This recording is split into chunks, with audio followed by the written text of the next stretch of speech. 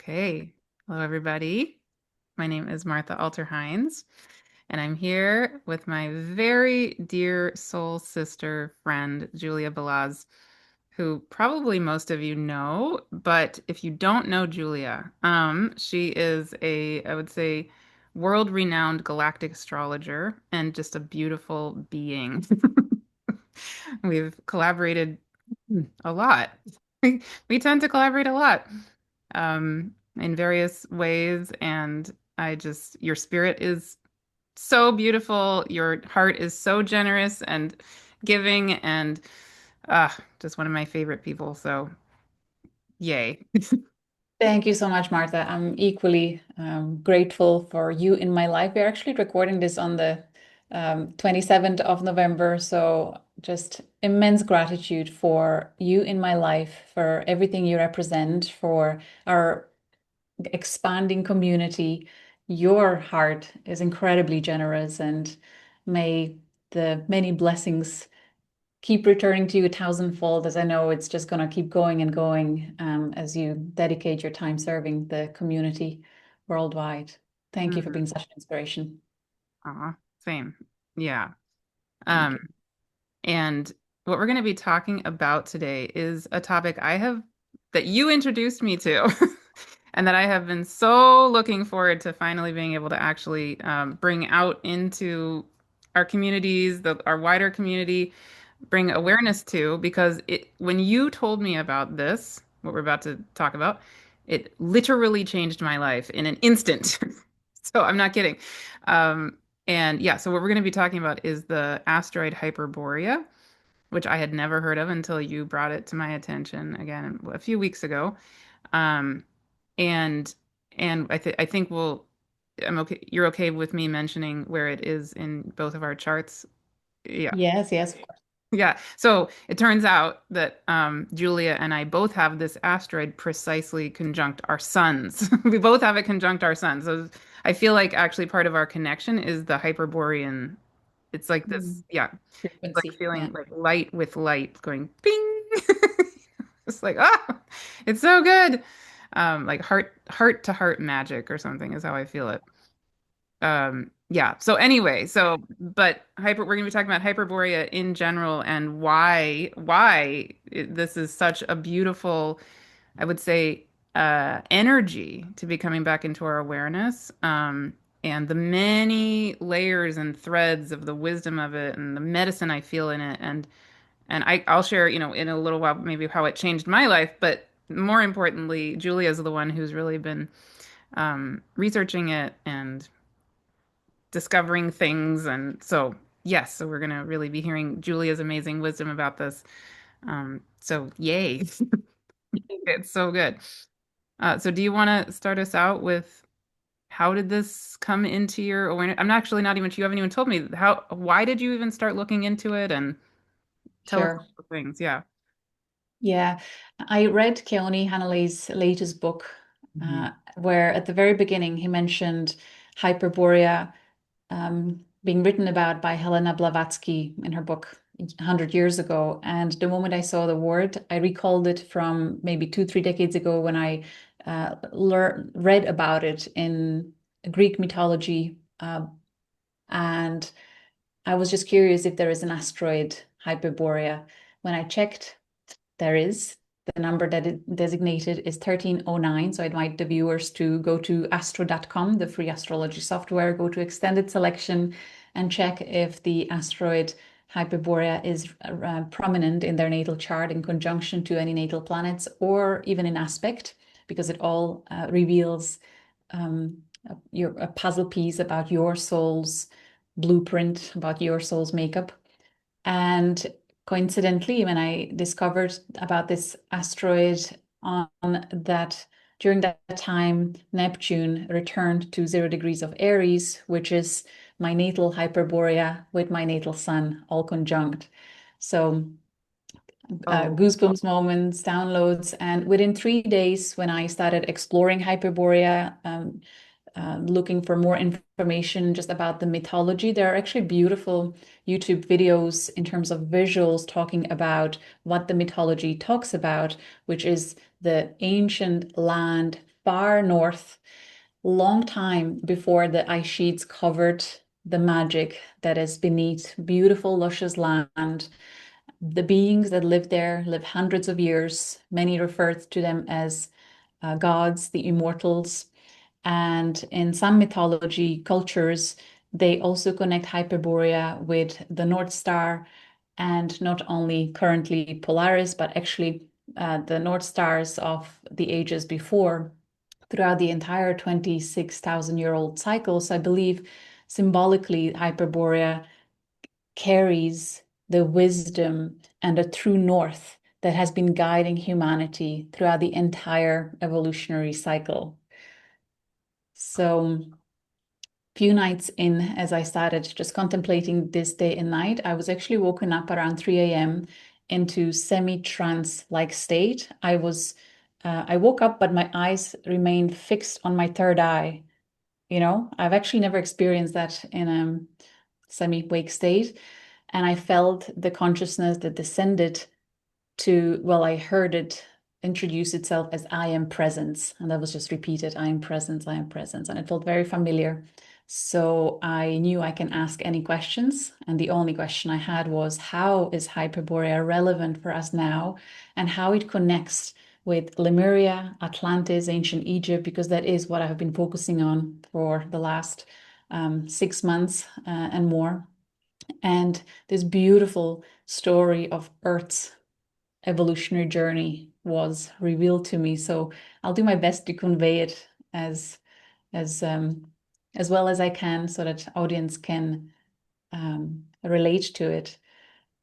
So the story started with my attention being brought to Earth's conception moment of her soul coming into the sphere with the intention for her to hold space not only for physical evolution, but also for spiritual evolution. And with that, she was assisted with these immortal beings that feel very plasmic. Their consciousness is fluent, connected to all that is, and that divine intelligence knew exactly how to form Earth's atmosphere so that she can hold space for spiritual evolution of source, fragmenting into the illusion of its separation so that it can experience contrast in densest possible realities. The original blueprints have been put in place at that time, and I feel symbolically Hyperborea Asteroids holds these uncorrupted codes and blueprints for humanity to now remember what was the original intent for human bodies, for the spirit of creator to experience densest form possible and hold that beautiful paradox of being an individual self, yet aware of its connection to all that is. So with the after the Hyperborean era, which I feel the codes of that are still there under the ice sheets. And it's amazing that only this year, as our technology is advancing, we are able to see beneath the ice sheets, and beautiful, luscious lands have been discovered, and lakes, and there's just so much there. And I'm sure it's not coincidental that it's coming to our awareness now. So yeah, go ahead. This is really fascinating. I need to say something. Sorry. Seriously. This morning, I just recorded, I didn't even tell you this when we were about to record. This morning, I recorded another video with a woman in Scotland named Cara Silversmith. So this video is already on my YouTube channel as of this morning. Um, highly recommend this conversation to everybody. Okay, so guess what we were talking about? The So discovery the and then weirdest timing of this. Wow. So Cara is a Scottish storyteller and an environmental educator, and she has the beautiful. most deep and beautiful relationship with the land of Scotland and the heritage of Scotland and just kind of Earth in general. But literally, she told us the story of the Cailleach. And then So the Kaliak meaning like the original spirit of the land of Scotland that Oh, created the land. I'm getting chills. Oh my goodness. Okay. And then she took us back to the time before the last ice age and told us that she said there are these remnants of Scottish stories from 13,000 years ago. I'm seriously getting chills everywhere. So she was started telling us this piece of this story from before the last ice age.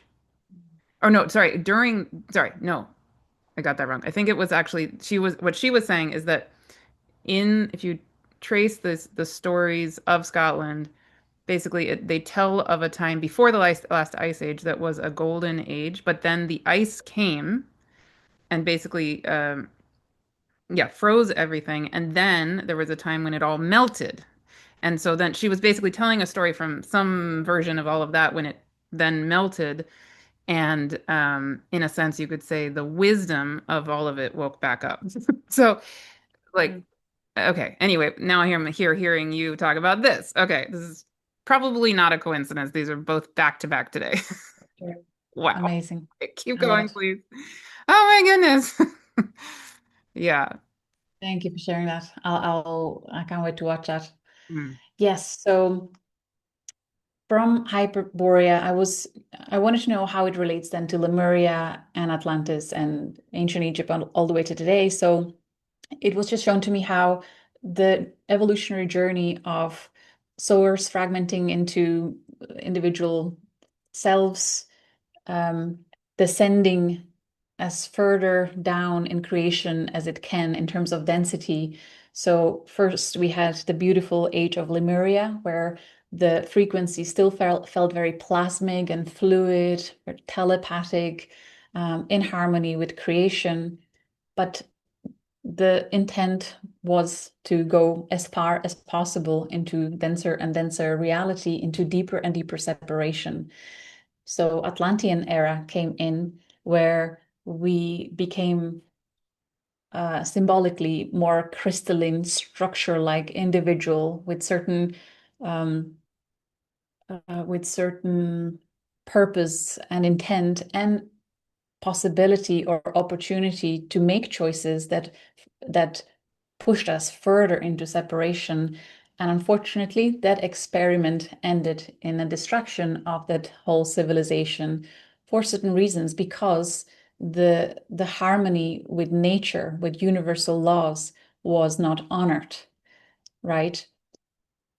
Following the destruction of Atlantis, the era of of of ancient temples with hyperfixation on remembering or reminding the human beings the original intent and the importance of maintaining the harmony as individuals. So we were taught the the spiritual arts of body, mind, soul connection, um, and that secret it had to become secret teachings remained alive through what I now called code keepers. I believe throughout the entire ages, there were always incarnates that carried the codes of sacred divine design, the original intent for human avatars. And I believe through natal astrology, it is ensured that we remember at certain times our purpose as code keepers and remember to embody what is sacred, what is natural, what is organic, and inspire others to do that. But not only that, to keep that premise alive on Earth as um, as we are one with her. I was reflecting on that a couple of days ago that if mycelium acts as Earth's neural network, what is our purpose for her as a living being? And realized that we are her eyes and ears and her hearts. We act as a reflective neural network for her that enables her to connect consciously with the cosmos. And now, especially as we are as everything in astrology is pointing to one message. Through every angle you look at astrology, we see that we are indeed living in times of great remembering. And I feel we are now shifting into increasing awareness and importance of dropping our individual identity as something that is our um, main cosmic mission. Like, I'm here for my own journey of evolution, yes, but I feel we are here for Earth's evolution. So as we remember what she went through, human experiences in ancient Atlantis, Egypt, and all the atrocities that were occurring throughout the last several thousands of years, we are guided to remember and bring higher awareness and peace and deep healing to the entire Akashic field of her records so that she can go forward enlightened, freed from that burden of immense emotional trauma that we all experience in that seeming separation from source. Um, yeah, I'll pause there. So, something else dawning on me. This is amazing. Okay, so when this all came to you, you just mentioned that Neptune was conjunct your own Hyperborea and your sun. Guess what? Right now, the North Node at 14 degrees of Pisces is precisely conjunct my sun and my Hyperborea. Wow, Yeah, I goosebumps. That's just realized that. And this is what I find really extra fascinating. Um, amazing. Next Friday, next Friday, you and I and everybody should sign up for this because it's free. If you haven't signed up, sign up, sign up. We're holding a free event. David Clements, John Ryan, Kelly Klodney, you, and me, the five of us are holding a free event where it's going to be the morning, the day after uh, the full moon, which will be at 13 degrees of Gemini with the sun on the great attractor, right? And the nodes of the moon precisely at 13 degrees of Pisces and Virgo, which is just in and of itself is just for all of us an incredibly powerful full moon. Okay. But interestingly, the North Node will still be right on my sun and my Hyperborea. And what I'm feeling in that event is literally that I think the big reason we're being called together to do that, the five of us, but also just the collective, everybody, I wonder if part of what's going on is actually exactly what you're describing, is that it feels like there's meant to be a reactivation of maybe essentially these codes, these original codes that I think that's yeah. Anyway, any thoughts that you have on that? But I think I'm feeling that. Yes. Yeah, 100%. Well, coincidentally, Hyperborea in from mid-December is conjunct Shapley Attractor, which kind of amplifies the importance of returning to the truth, to the core essence of what our role on Earth really is as humans.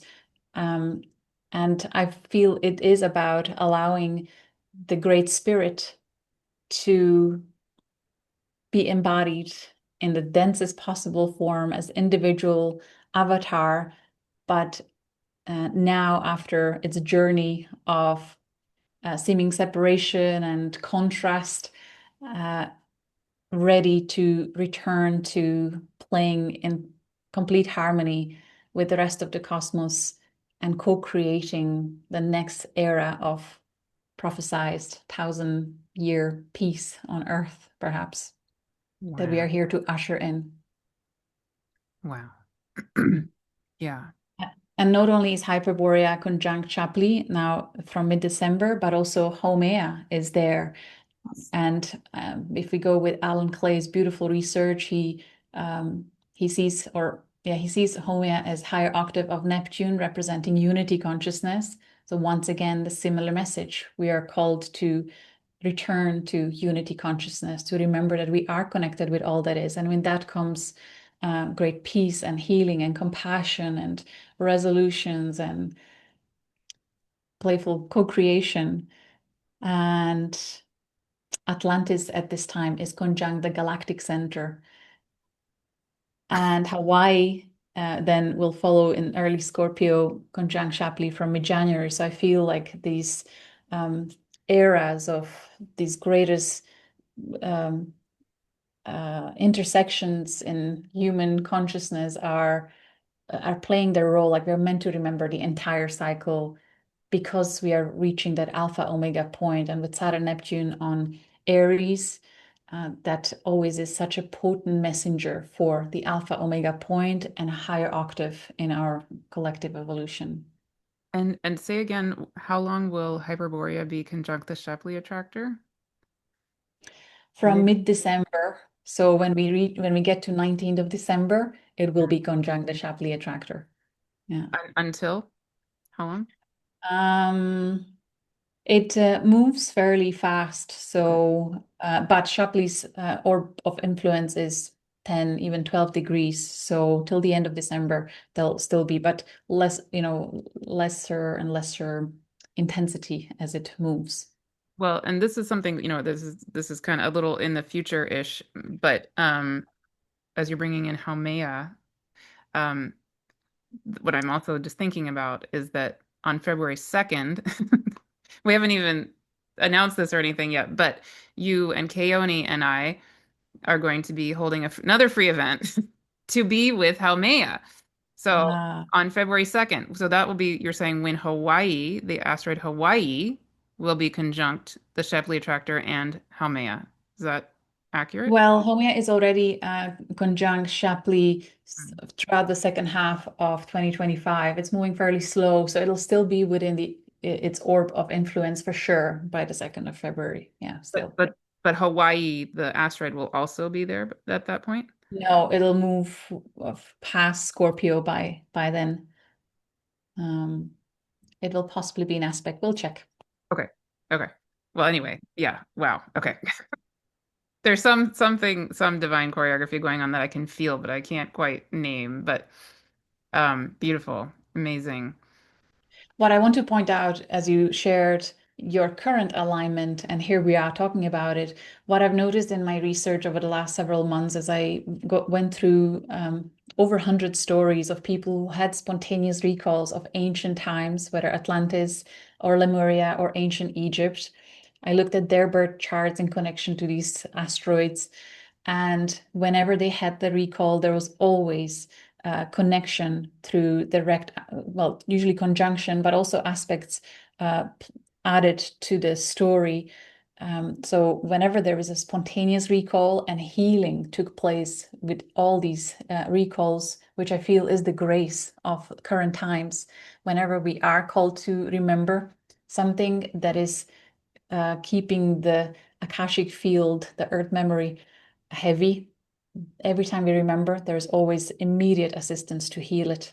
It's quite amazing, whether it's through light language or Reiki healing or whatever. The person that remembers, they have immediate assistance to shift their connection to these ancient times.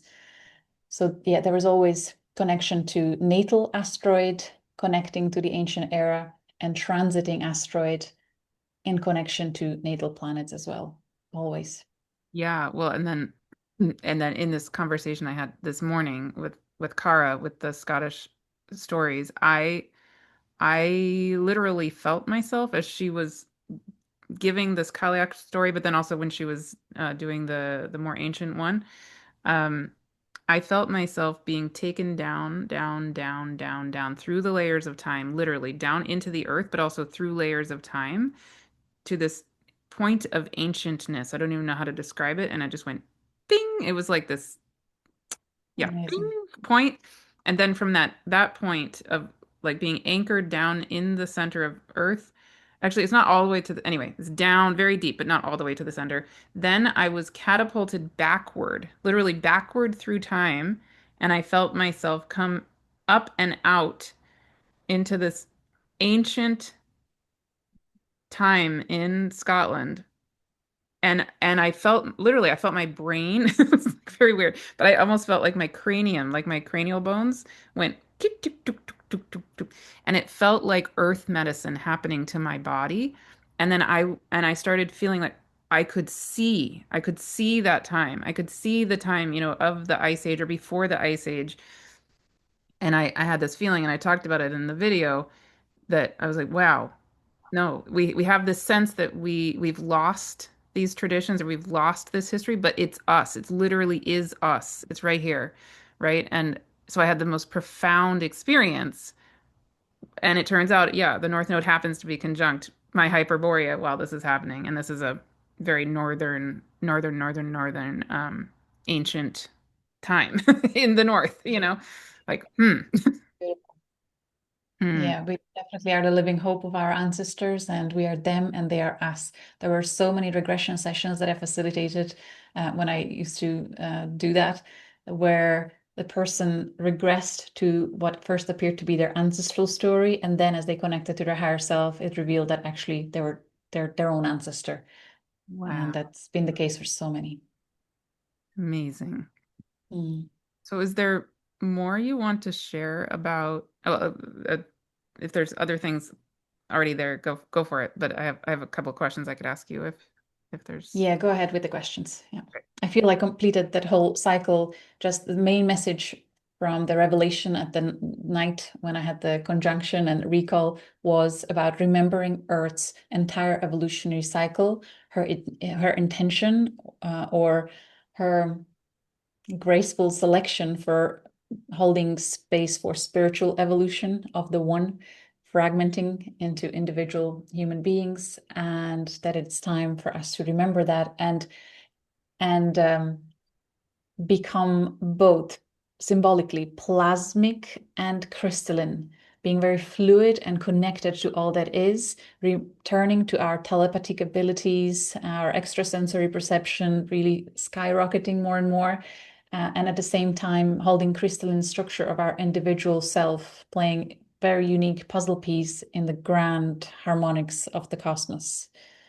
Um, because in Lemuria, it was not both at the same time. It was still very collective, like mind, collective consciousness of the individuals that lived there. In Atlantis, it was very little plasmic. It was much more crystalline. And now I feel we are meant to become both symbolically. Yeah, living paradox of individual yet one with all. And okay, so you might have already said this and I missed it, but just maybe say if you could say it again. So and then okay, so the Lemurian energy is more of the plasmic, the Atlantean is more of the crystalline. And then how would you characterize Hyperborean? Plasmic, the Plasmic. uncorrupted plasmic. Yeah. And would you say the Hyperborean is like even before Lemuria? Or I believe so. that's But what very, it's like the first with Hyperborea, it feels like the immortal ones were here to prepare the grids to work with the earth, like the guardians of earth as a living being. And the Lemurians then were the first ones guided by these immortals in their ways, like the first children of creators on living creators on Earth. And wow. then it just continued into further and further descent. Hmm. Does that resonate?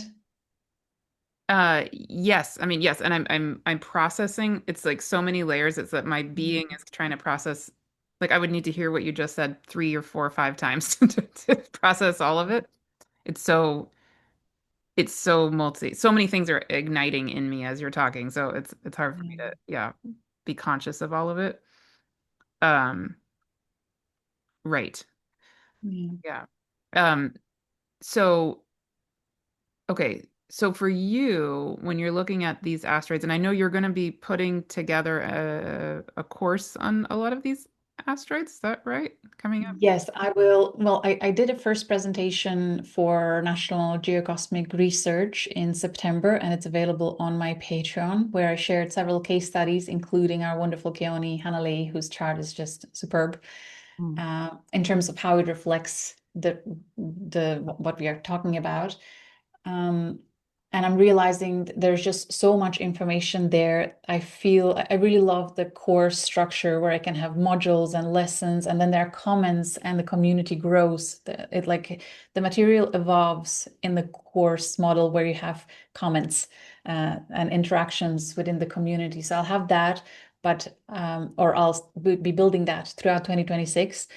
And I would love to share the case studies freely in a maybe short video content because the stories are just so amazing. And I see that whenever I share the case study, I would always get multiple emails of people deeply resonating and seeing the reflection in their own story. So it's very, very activating and healing for the collective. So I'm really excited about finding time to do all that. So next year, Beautiful. that's my whole focus. Mm. Yeah, and so I'll come back to that in a second, just so people, also, I want to flag this for 1 second. I'm sure we'll talk about Yeah. it at the end, but you also did just, you did just put out a new course, which is very exciting, and I think has been a long time coming, and lots of people have been waiting for something like this from you, on the galactic points, right? Yes, and only now, actually, as you're speaking, I'm realizing why I finally finished that course because it's been sitting unfinished for almost 2 years. In the meantime, I had it as individual lessons on galactic center, supergalactic centered, great attractor, and Shapley in my galactic astrology courses. But now, at this time, as I got activated by Hyperborea, suddenly, in a matter of days, I sat down and wrote a lesson on dipole repeller, which I feel is deeply connected to this similar frequency. So I'll talk about that now. So anyway, within a matter of week, I then just finished the entire course, wrote the lineation of meaning by planet, by house, by aspects, and also all the points like lunar nodes, ascendant, midheaven, part of fortune, Chiron, everything that you usually see in a free astrology software. So that's all available on my website. But so dipole repeller, I feel plays such an important role right now. And I'll explain what it is for people who are not familiar, because at the early degrees of Taurus, where dipole symbolically sits in astrologically, is at midpoint between Saturn Neptune conjunction currently and Uranus in early Gemini. So it's semi-sextiling these two, and Pluto is in square aspect to dipole. And I actually looked at um, powerful years in the last few decades where many people report sudden awakenings and like soul remembrance of who they really are. For example, the harmonic convergence. I wrote these down. So on 23rd of August, 1987, Jupiter was at high degrees of Aries, 2942 of Aries, which is the other end of um, dipole. There are nuances between when these super points are sitting on between two signs. Based on where you have your planet, it manifests in a very nuanced but beautiful way. So anyway, harmonic convergence, I feel, was influenced by dipole repeller. We have 2000s, year 2000 felt like such activation for so many. We had Jupiter at 020 of Taurus, conjunct dipole. 2012, we didn't really have a planet there, but Neptune at 0 Pisces was sextile dipole repeller. And um, currently, we have this powerful connection. So for a long time, I was avoiding looking. I think you were looking at dipole way before me, and I was like always avoiding it, thinking of it as a void. Ah, there's nothing there for me, even though I have Venus conjunct dipole in my 12th house. But now during this Hyperborea connection, I had this ding dong moment. It's not a void. There's so much there. If you just drop into this absolute peace where you lose yourself in the void, amazing, miraculous solutions and creativity and answers come through. Is such a potent. It feels like the creative womb of of the whole cosmos. Astronomically, it's a space that is still considered to be such anomaly because it has least amount of matter, least amount of, there's no galaxies, no stars, if any, very little, in contrast to Shapley on the opposing end at early degrees of Scorpio, which has most highest amount of galactic matter. So it is believed that dipole, in a way, is repelling matter towards on its journey from its center, from its womb. From the womb, it goes on a journey into cosmos. So if we connect to that point of early Taurus astrologically in our natal chart, reflect how that point for you holds the highest potential for divine sparks of inspiration and creation, especially if it comes through high Aries.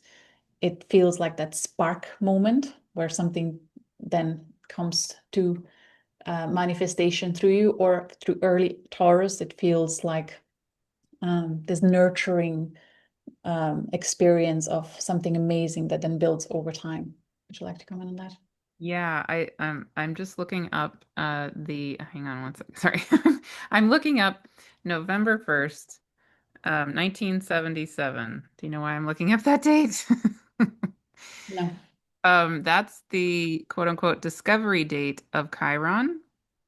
Ah, It was at 3 degrees of Taurus. amazing. Wow, that's a great insight. That was totally intuitively guided. Yeah, well, and because I was thinking about that because next year, July, end of Yes, I looked at that.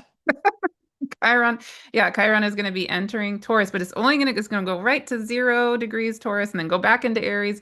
But it's heading into Will be its own 600. Chiron return, which will be conjunct the dipole repeller. It's like, Amazing. wow, Yeah. what is that, right? Huh. Yeah. These are these powerful cosmic intersections, and it really is microcosm reflected in macrocosm infinitely. So just like on Earth, we have these amazing energetical lines, and where they intersect, where many of them intersect, it is physically felt, biologically measured, scientifically measured points of increased energy, and even sound frequency is becoming loud. You can almost hear the sound of the earth at these powerful intersections. So imagine when that happens on a cosmic scale. So the only reason why I focused on these 5 points now is because they are gravitationally influencing our entire galaxy. Shapley is is Shapley's magnetic force is moving our entire galaxy by 600 kilometers per second. It's insane speed. So then symbolically, if we reflect on the evolution of self through these intersections, just like it happens on a micro scale, there's really something to it. And I truly see it through endless testimonials of people that have these points potent in their natal chart, how they are naturally wired to perceive cosmically, multidimensionally, galactically, how they receive these downloads from thin air. And I really feel it's important for us not to underestimate these divine inspirations, because they um, support the evolution of our collective consciousness and the evolution of Earth herself. Hmm. So, okay, so I just want to back up and just break this down for people a little bit in case this is confusing, to state this. Yeah. Yeah. So, what, Julia, what you're saying is that currently the asteroid Hyperborea, which is an asteroid in the asteroid belt between Jupiter and Mars, right, moves relatively quickly because it's an asteroid in the asteroid belt.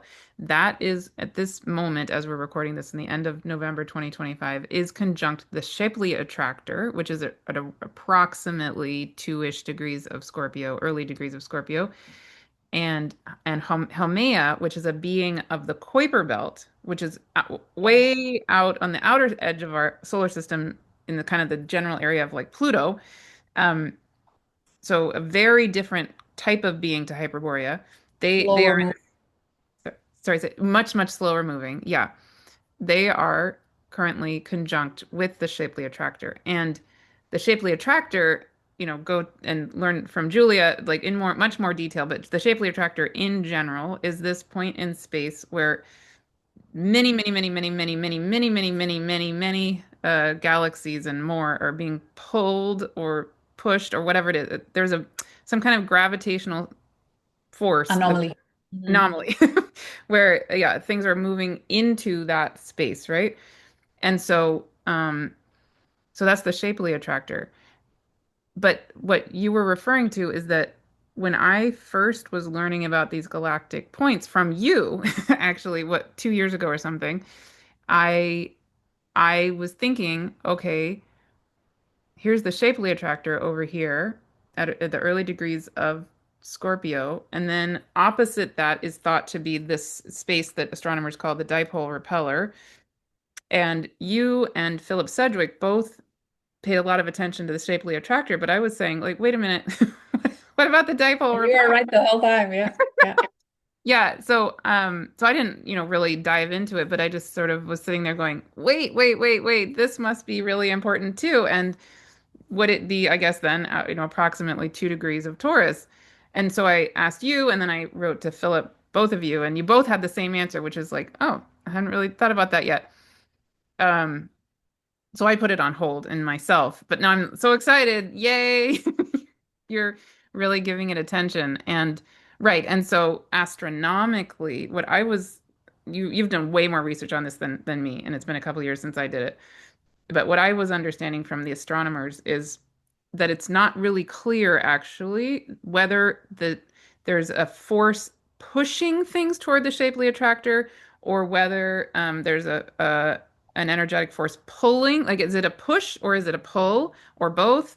And so, Yeah. but either way, effectively, what happens is that in that area of the cosmos that's called the dipole repeller, there's this literal void, like this, at least from what we can detect with our eyes and with our instruments, right? There is a an open space kind of, right, in that part of the cosmos. And so and it's in contrast to a density of and an attractive kind of force over with the Shapley attractor. Am I getting that Yes. basically? Yeah. Yes. It was just fascinating to think, if we just even feel it with our bodies, what does this Shapley attractor feel like compared to this dipole repeller? And we're going to be having, and then to bring in the fact that Hyperborea and Haumea are over there with the Shapley attractor right now, and we have Chiron in the very, very end degrees of Aries right now, about to enter Taurus next year, but heading toward its own Chiron return. And when Chiron was discovered, it was conjunct the dipole repeller, and it's about to be conjunct the dipole repeller again, right? So, I mean, it's so complex, but it's like, wow, what is all of Let this? me let me go on. I have so much energy in my body. Thank you. That's beautiful. The the first before I go there, I want to mention Philip Sedgwick's strong stance about not daring to calculate precise astrological degree for dipole repeller because it doesn't have, we didn't yet discover a center point that we could call the point. It really still is space. And as you spoke, I realized the beauty in that. If, I love using astrology as a reflective symbol for the journey of the one.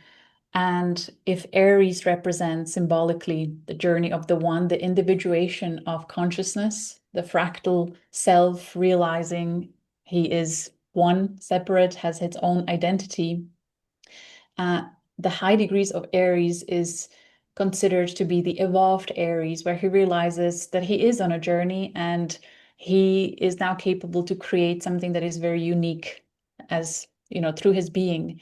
So around that high degrees of Aries, the one starts realizing his potential. And in that realization, he then journeys into early Taurus, where he starts creating. So Mhm. that is that space, liminal space of self-realization and as a creator being. And from Mhm. that space comes everything that is created in the cosmos. And when you tap into dipole, there is such love sense. I feel it feels like the spirit of the great mother, the creatrix of all that is. Does that resonate? Wow, that's amazing. And I'm also just, this adds in yet another layer of complexity. I don't know if we want to go here, but also I'm feeling, um, how the end degrees of Aries also is approximately where the Andromeda galaxy is. Yeah, yeah. Like, hmm. Beautiful, yeah. And that frequency is feminine. It even spins um, in the opposing way to Milky Way galaxy. Milky Way spins in a symbolically masculine way, electric way, counterclockwise, and Andromeda Galaxy spins clockwise, which symbolically is feminine way. I did And not. they're coming together. So it's yet again another layer of macrocosm reflected in microcosm, the dance of polarity. Okay, okay, okay. So I did not realize that about the spins, but I had a conversation with one of your community members, Margot Zen, about the Andromeda Galaxy, and amazing conversation. I highly recommend people go and listen to that. But I love Margot. So uh yeah, and so what I was sharing in there is that instinctively, just in my body, what I feel when I see the Andromeda Galaxy and the Milky Way galaxy merging, which they are for people who are, I mean, that's what they're starting to merge. 4 billion years estimated when they become one. Milkomeda. I love that. That's what people are calling it. Yeah, what I just in my body felt was the divine feminine Andromeda coming back together with the divine masculine. Like literally that's I had an experience a couple years ago when I first learned that they are coming together. I just broke down sobbing because I could Wow. just feel like this powerful uh yeah, like literally like the time of great forgetting was coming to an end, that they were reconnecting with each other. And oh my goodness, so powerful. So that's amazing to know. I did not know that about the spin of them. But what was I thinking? Oh, because the other thing about that is that Chiron, when it just went retrograde conjunct the Andromeda Galaxy, essentially, right? Kind of that's because that's the part of where, sorry, Andromeda's current, oh my goodness, Chiron is currently in the end degrees of Aries, so right there with the Andromeda Galaxy, right?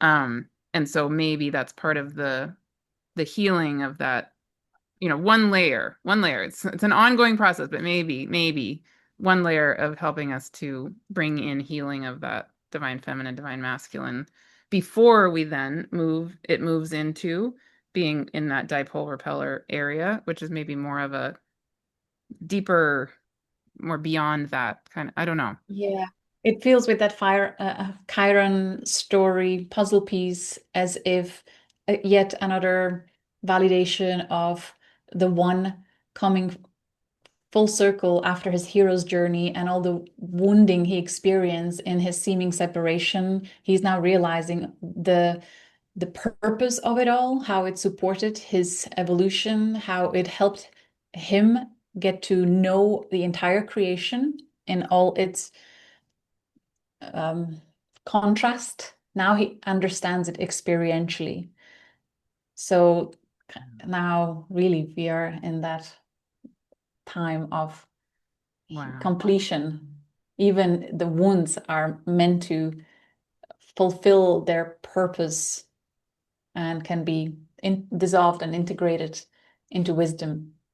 Oh They my know goodness. they're to be held. Yeah. Wow. And yeah, next year I'll be having my own Chiron return because I was born Oh, in 1977. So wow, Martha. That's very so powerful. personal. Yeah. That's so powerful. So you're literally embodying this Mm. cycle. Yeah, and it's with my South Node also. So yeah. And this is how, like the way you were inspired to just think about it Hmm. in that moment, checking on it. This is how we are each playing our unique role, and Mm. we all uncover key puzzle pieces based on our natal Mm. wiring through astrology. It's so Wow. beautiful. I'm thinking about Melanie Reinhardt, right? Our mutual good, very amazing friend, and I would love to have her thoughts on this Chiron with the dipole Yeah. repeller. Like, wow. Maybe we can ask her sometime. Oh my Mhm. goodness. Yeah. She loved discovering Hyperborea in her natal chart, and she said she had so many realizations and aha moments. So I was Yeah. so glad. Yeah. Yeah. We'll have to ask her. Yeah. Oh my goodness. You did ask a little question Mm, that got overlooked about the difference between dipole and Shapley, how it manifests.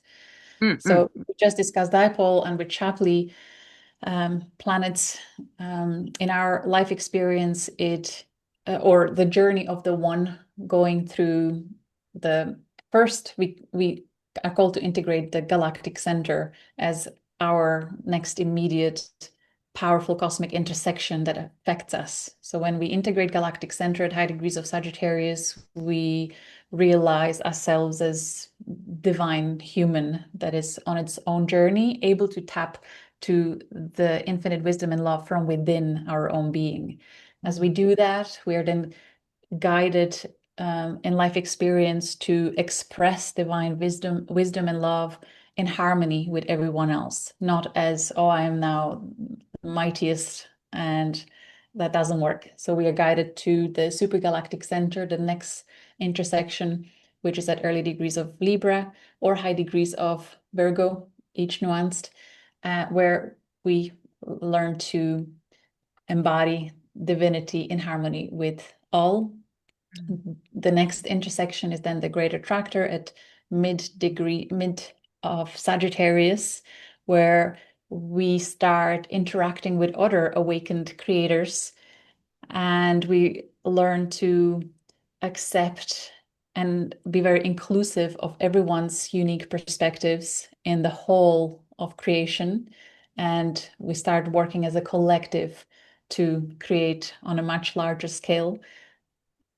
Then, as we do that, we become so at peace with everything that is. We suddenly really understand the beautiful universal laws, and we get to the point of starting to detach from any needs that we have, which Shapley at early degrees of Scorpio, it really brings us to the truth of creation, truth of our own selves, as we faced all the shadows through early degrees of Scorpio. We in its shadow side, before we experience the highest expression of Shapley, people can be manipulative because they can really sense people's deepest motivations and their deepest truth, and they can misuse that. In earlier years, people that have Shapley strong in their charts, they can have this black hole experience of needing to merge with others. And I've talked about this in other videos, but with Shapley, it's really about truth, authenticity that is very magnetic. Where you have nothing to lose, you just are one with all and hold space like a mirror for others to remember themselves in your reflection that is pure and divine. And then you have dipole aspect of the journey where you just birth new realities into form. Does that all resonate? Yeah, amazing. And I just have one more thing popping in here. I would love, is it okay if we just say one? Yeah. Um, so okay, this is coming to me. Okay. So currently Pluto is actually squaring, right? The Shapley Attractor and Haumea. Dipole, dipole, Dipole. and Shapley. Both, So both. both. Sorry, both. I meant to say Shapley, but actually both. It's true, both. Mhm. So they're creating it, it's like a T square-ish kind of. Yeah. Yeah. So, because I'm thinking of a number of people I know who actually have Pluto conjunct natally. They have Pluto conjunct the Shapley attractor, at the 2-3 degree Mhm.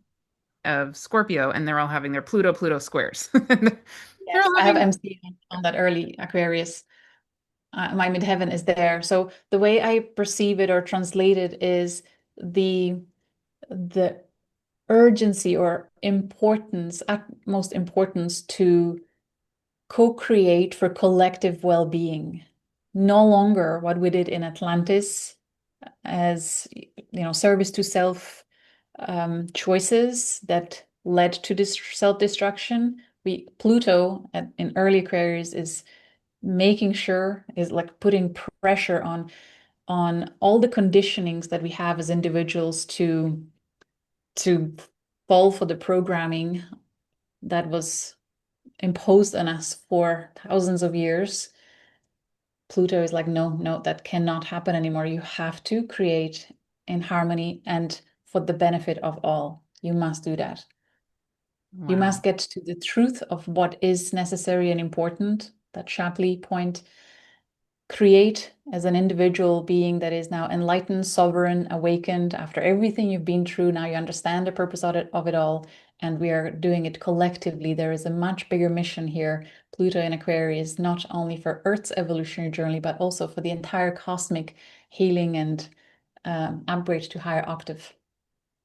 Yeah, I just want to show the chart just in case this is helpful for people, just because we've been talking a lot about a lot of things. So this is here is where Haumea is currently as of right this minute. Again, it's November 27th, 2025, but it moves very slowly. So it's kind of Mhm. hanging out. It's been hanging out in this early part of Scorpio for what, a couple of years, right? Beautiful. So it'll be there for a while, and Pluto and Haumea are in this long time, long-term square of each other.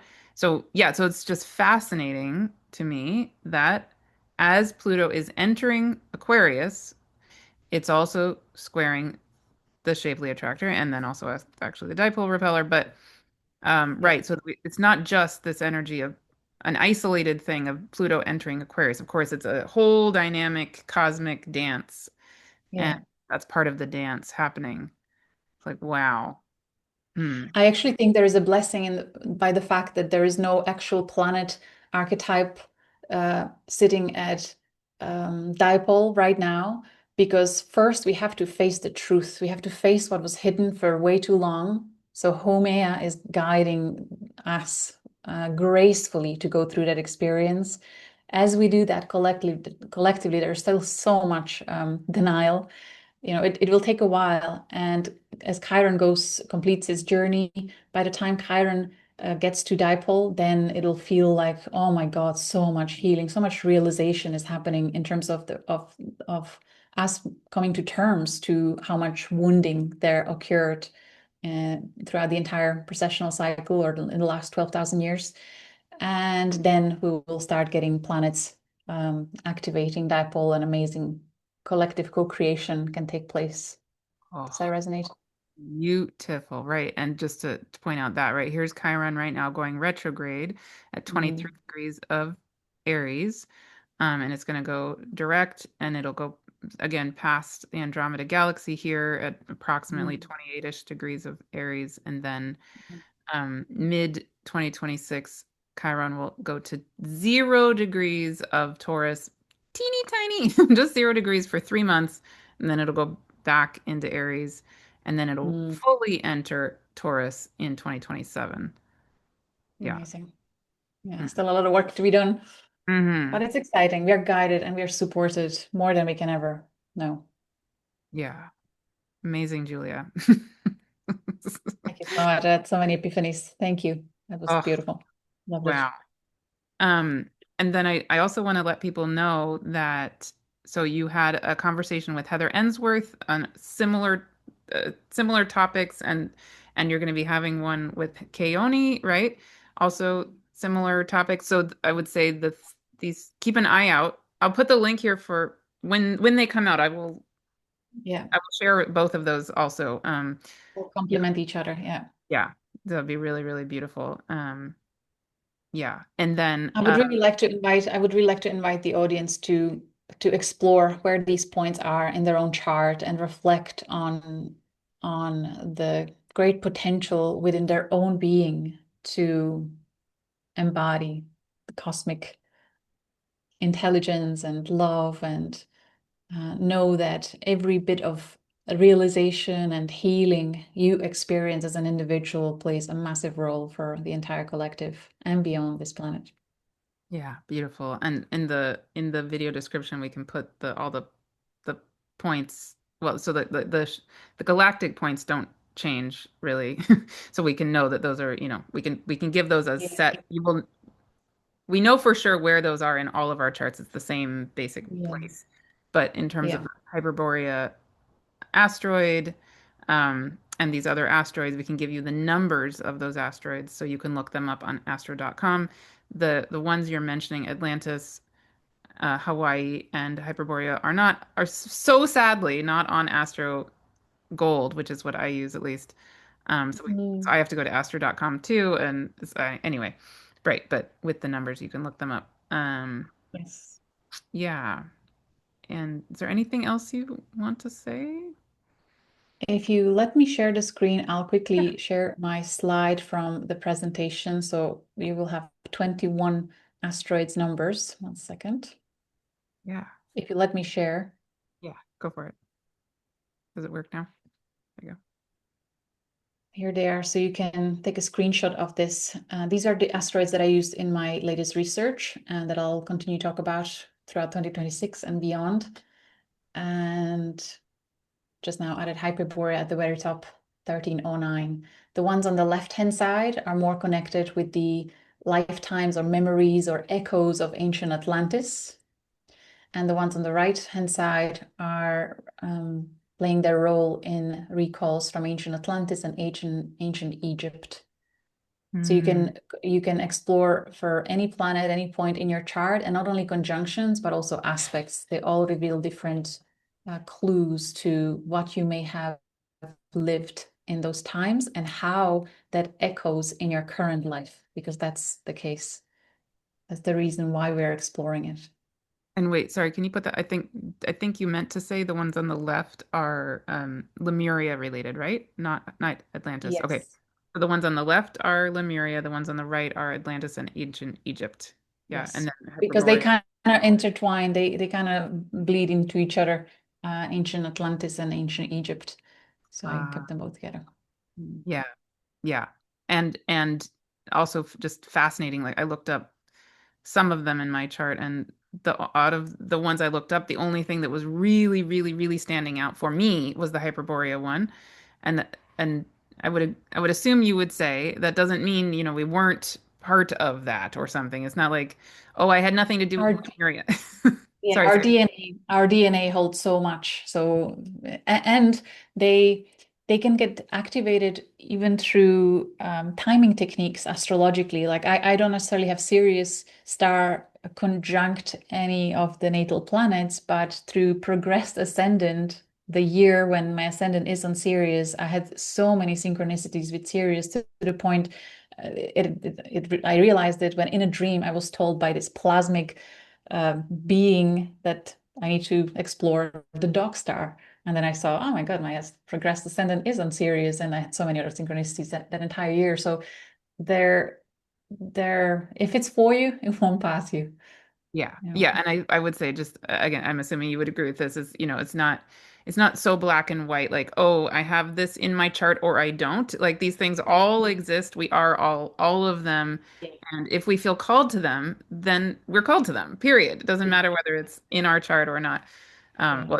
Anyway, I yeah. just really love exploring it through the lens of astrology. It brings me joy, so I do it. The others may feel guided to different ways, and that's fine. It's just Yeah. it makes me happy. And I'm realizing I never shared how this changed my life. I feel like I should do that just because Yes, please do.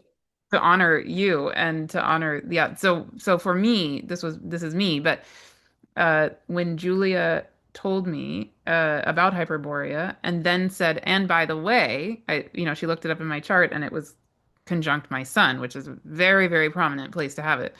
Um, I literally started crying because Get because goosebumps, right? You had oh, like oh my goodness. stomach chills, Because I both you could, and I. yeah, because I could immediately feel it.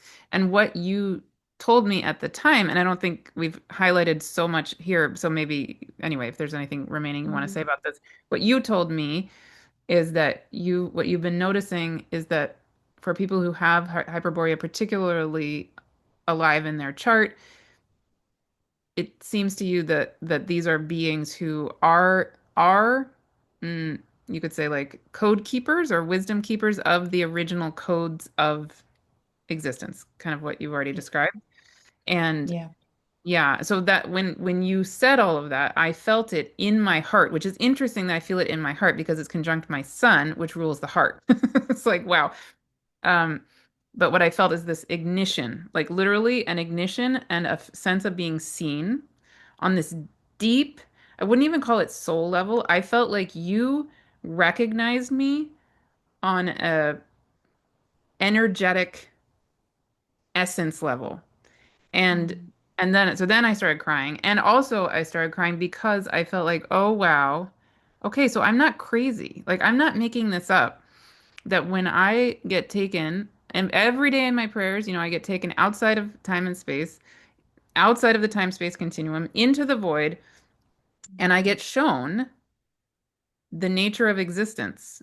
And I get shown the time before time. And right at the time you were telling me this, the biggest thing my guides were telling me right around then was you are a keeper of the original codes of light before light was light. That was literally what they had been saying to me day after day after day after day for about 2 weeks. They were repeating that.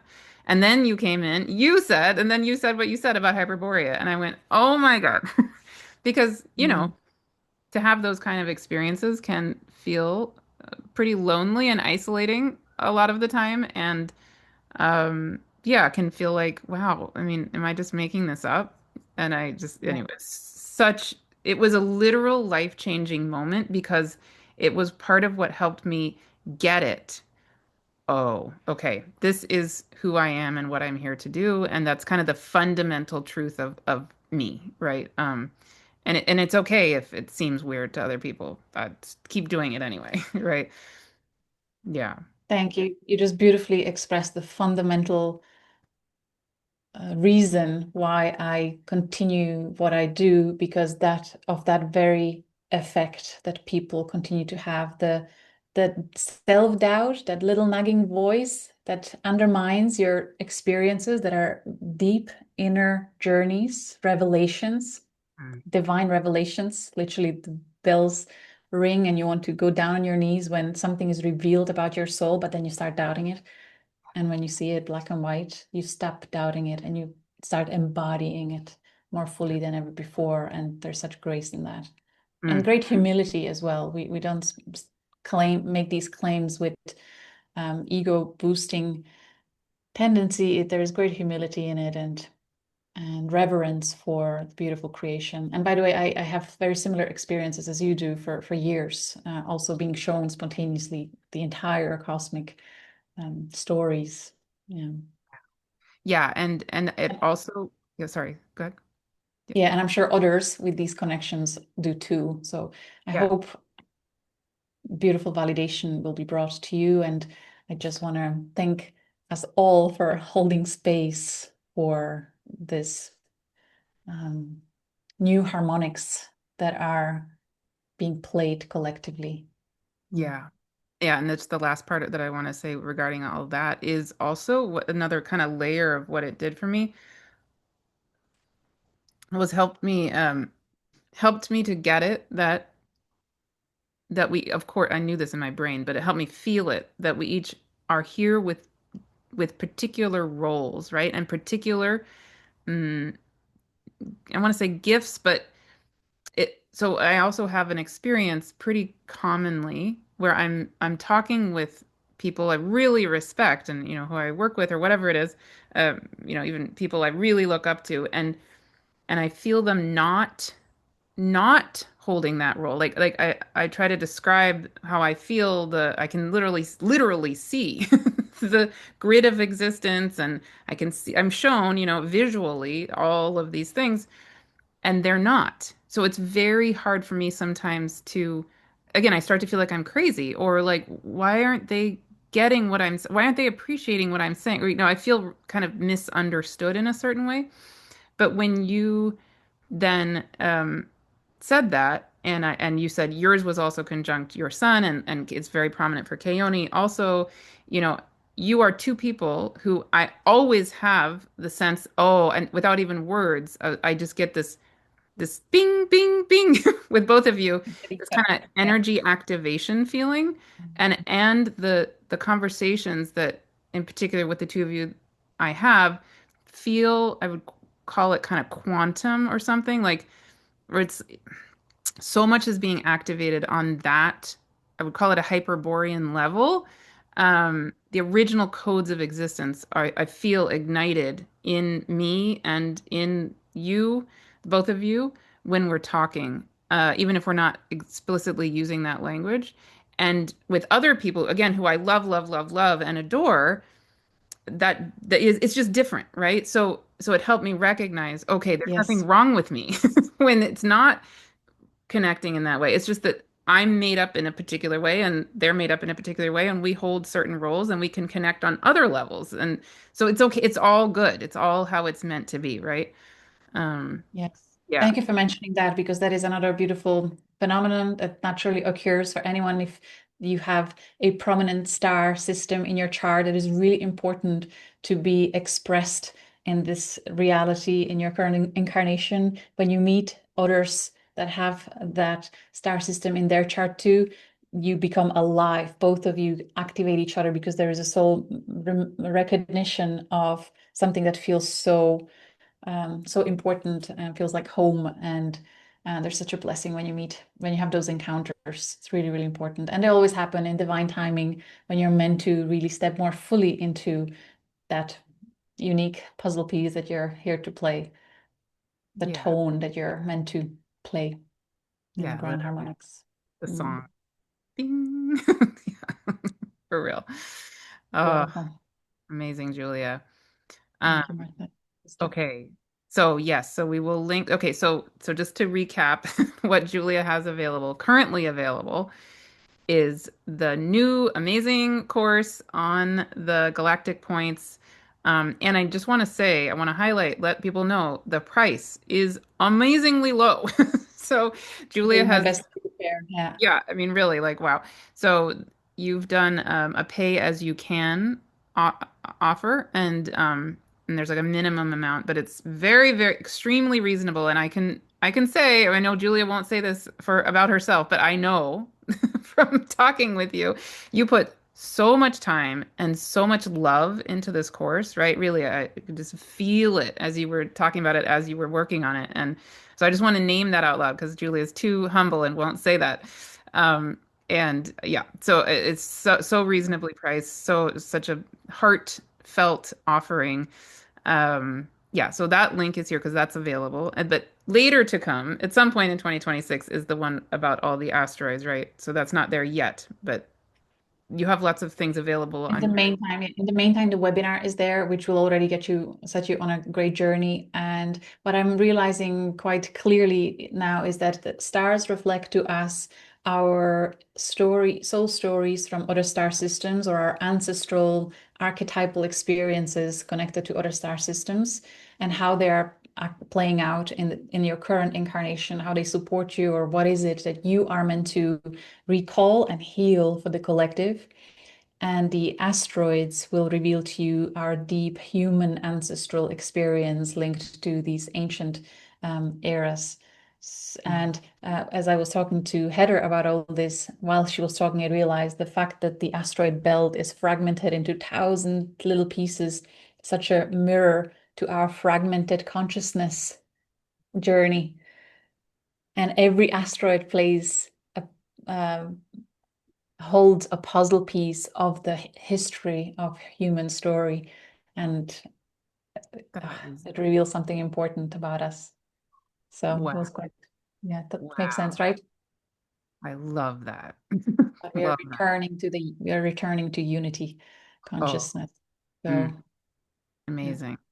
Right. And then to say also, so then Julia also has the Galactic Astrology course, whole training program, certification program. If you're interested in being a galactic astrologer, that's amazing and beautiful as well. You have And your, we'll feature our most passionate galactic astrologers by mid-January. I host a second year Quantum Soul Guidance Summit from 12th of January to 4th, 12th, 13th, 14th, 15th of January 2026, where there'll be 21 amazing presentations on various topics in connection to what we're discussing and more. mm, Um, so I really look forward to sharing that too. That'll be freely available to all. yeah, yeah. So I'll share. So that, yeah, so that you're going to have that available starting, you said early December, you think? When I start promoting it, yeah, by 1st of December, I will have the visuals and all the details, including the time schedule and topics that'll be shared. Okay, so I'll share Thank that you. as well. And then, like I was mentioning in the beginning, Julia, David Clements, Kelly Claudney, Dr. John Ryan, and I will be hosting a free gathering on next week, December 5th, 2025. Definitely, please, everybody come to that. It's going to be amazing. There's already a lot of people signed up, and yeah, it feels like just so, like we were saying, now this will make more sense, right? The sun, it's going to be uh, That's going to be held on December 5th, 10 a.m. Pacific, but it'll also be recorded. That will be the day after the full moon at 13 degrees of Gemini, so the sun will still be conjunct the Great Attractor, which you were just describing. I was like, wait, this is so perfect. The Great It's Attractor. like including all perspectives coming together because they matter. They each play a role, and something greater can come together in that inclusivity, in that honoring. Amazing. How incredibly perfect. So Hmm. perfect. Amazing. Yeah. And it's not just that the five of us matter, it's that literally everybody matters, which is why we want Yes. as many Yes. people there as possible. Yeah. Um, Beautiful. I think that's all the things. Mhm. Thank you, And Martha. yeah, Thank you so much. Julia's on YouTube channels and yeah. Yeah. So oh and you have a free calculator, galactic. Yes, thank you. So actually, for anyone, before you even consider signing up for the new course on the super cosmic hubs, Hmm. go to galacticastrochart.com/free. Enter your birth details to see how much you are connected to these cosmic giants. And then you can explore the course and find out exactly, like if you find that you have Mars conjunct galactic center, you'll go to the course, to the lesson, and find out what does it mean to have Mars conjunct galactic center, and any point is delineated there for you. And so far the feedback has been just amazing. Oh, So I'm such sure. resonance and so many aha moments and tears and Hmm. goosebumps and activations. So I'm just so honored to share this journey with y'all. Yes, and the very, very, very last thing I will say is one of my favorite things about Julia also is that the way that you nurture your community is just so beautiful. So, I highly recommend. I mean, just it's you, but it's also the whole group of people who are drawn to you is just so supportive and beautiful and yeah, wonderful. And our communities overlap a lot, and yeah, so just love it, all of it. Thank you, Marta. I'm right back at you. Okay, well, we would love to hear everything and anything you guys are feeling and share with us Thank you. anything that's coming alive. Yay. See you all So soon. much love. Take care.